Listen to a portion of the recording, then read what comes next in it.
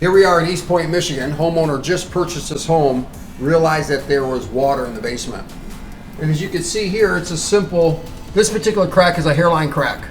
And a lot of times homeowners won't even realize this small crack will create quite a bit of water. I've seen this over and over again. I come to a home completely remodeled. They said we use dry lock, we use waterproofing paint. We don't know what happened. We spent umpteen thousands of dollars. Please help us. The first step we're going to do is we're going to chip this crack out. So step two, what Rob is going to do is he's going to drill holes right inside of the crack. We're actually opening the crack up. We're preparing to inject urethane inside that hairline crack.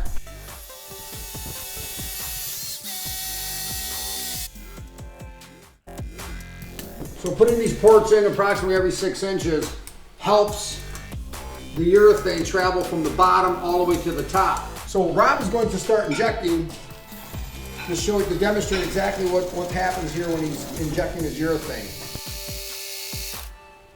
So what we're doing here is we're losing a little bit of our urethane, and that's okay because it scrapes up and cleans off easily, but we know we chemically bond this wall 100%. So it's very important that you hire the right company that's been in business over 25 years, uses the proper tools, has a brick and mortar location, so that you feel confident spending your hard-earned money. Now, I know it sounds like a commercial, but it's not, it's the truth. The other truth is that go ahead, take your garden hose, go outside, and I tell this to all my homeowners, before you finish your basement, flood it. Each wall should be at least a half hour, full blast, every section of water running down that wall. Test your entire basement before you remodel it. If there is an issue, you need to call a waterproofing company to come and analyze and come up with a solution.